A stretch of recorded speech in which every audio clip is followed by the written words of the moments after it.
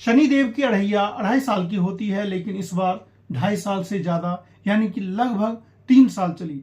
आप बिल्कुल सही समझ रहे हैं, कर्क राशि पर अढ़ैया चल रही है जो 2.5 साल चलनी चाहिए थी, लेकिन शनि देव के गोचर की वजह से 3 साल चली। यानी कि मार्च अप्रैल 2022 से लेकर के मार्च 2025 तक लगभग 3 साल कर्क राशि वाले शनि देव की अढ़ैया से पीड़ित रहे। कैसे पीड़ित रहे आप अपनी कुंडली से खुद जान सकते हैं, अपनी राशि से जान सकते हैं कि कर्क राशि वालों में जो भी कर्क राशि के हैं उनके जो शनिदेव हैं वो अष्टम भाव में पूरे 3 साल के लिए बैठ गए। अष्टम भाव में जब शनिदेव चले गए, वो भी कुंभ राशि के होकर के, जिससे कि अगली राशि जो उनकी तीसरी होती है वो दुश्मन की राशि होती है मंगल की।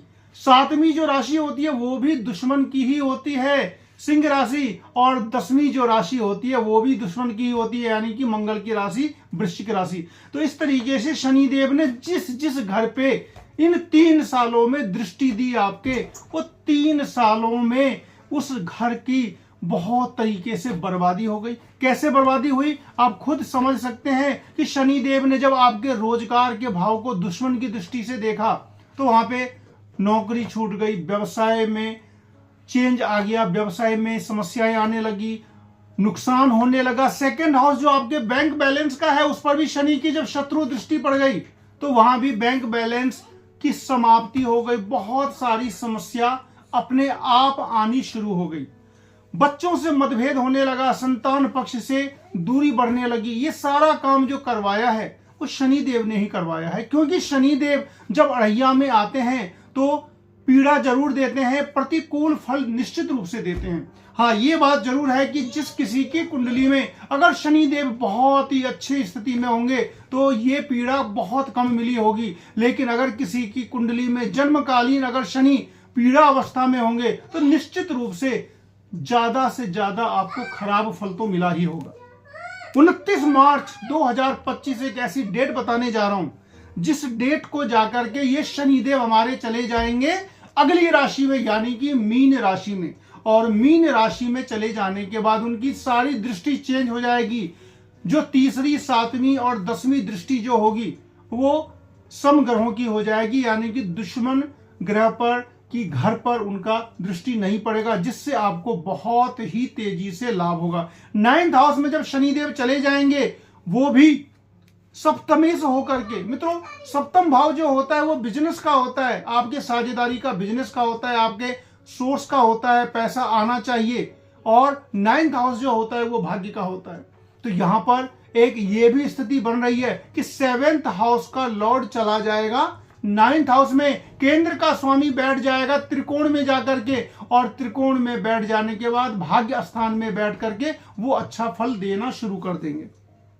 अष्टम भाव में शनि का बैठना आपके लिए काफी खतरनाक सिद्ध हो चुका है। इन 3 सालों में शनि देव ने अपनी अढ़ैया के समय हर तरह से आपको परेशान किया, 2nd हाउस पर में दृष्टि दे करके। अब 2nd हाउस जो होता है मित्रों वो विवाह का भी होता है, आपकी फैमिली का भी होता है, आपके धन का भी होता है, आपके बैंक बैलेंस का भी होता है। तो वैवाहिक जीवन में समस्या दिया। तीसरी दृष्टि उन्होंने आपके जॉब पर दिया, जॉब में तो किसी न किसी प्रकार से समस्या वो देते रहे, धन की कमी करी, और संतान पक्ष पर में भी दृष्टि दे करके संतान से भी दूरी बना दी। ये सारी बातें मैं इसलिए बतला रहा हूं क्योंकि ये मैथमेटिकल एनालिसिस के तहत आता है। ये नहीं कि चलो कर्क राशि है तो ऐसे होगा, ऐसा आखिर अगर हो रहा है किसी के साथ तो वो क्यों हो रहा है? शनिदेव की वजह से। और जब हमें पता चल गया कि कर्क राशि में शनिदेव अष्टम भाव में बैठे हुए थे, इसकी वजह से ये समस्या आई है, तो निश्चित रूप से जब वो अगली राशि में जाएंगे तो वो समस्या दूरी भी तो होगी। यानी कि 9th हाउस में जाने के बाद शनिदेव का जो दृष्टि का जो प्रभाव है आपके धन पर, आपके फैमिली पर, आपके संतान पर, आपके रोजगार पर, वो खत्म हो जाएगा। और निश्चित रूप से एक अच्छा समय आएगा, धन की समृद्धि होगी, आपकी संतान पक्ष से खुशखबरी आएगी, आपके संतान, आपके बेटे बेटी, उनका जो होगा वो कैरियर में कुछ अच्छा होगा, धन की समृद्धि होगी। वैसे भी शनिदेव अढ़ैया हो चाहे 7.5 हो, जब वो ट्रांजिशन समय में आता है, जब उनका निकलने लगते हैं एक राशि से दूसरी राशि में, तो वो निश्चित रूप से अच्छा फल देते हैं। तो शनिदेव की अढ़ैया खत्म होने जा रही है कर्क राशि के ऊपर, और कर्क राशि के ऊपर जो ही शनिदेव की अढ़ैया समाप्त होगी, बहुतों को तो अभी से ही फल मिलना शुरू भी हो जाएगा।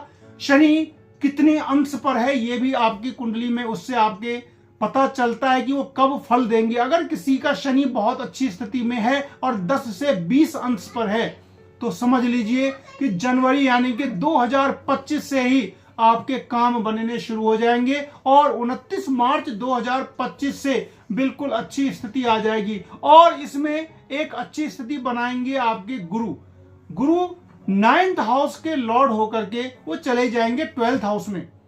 भाग्य भाव का स्वामी चला जाएगा विदेश में, यानी कि विदेश जाने का अवसर मिलेगा। राहु भी ऐसी पोजीशन में आ जाएंगे अष्टम भाव में। अष्टम भाव जो होता है अकस्मात धन प्राप्ति का होता है, तो राहु अष्टम भाव में जाकर के अकस्मात धन की प्राप्ति भी करवाएंगे और साथ ही साथ विदेश जाने का जो रास्ता होगा वो प्रशस्त होगा।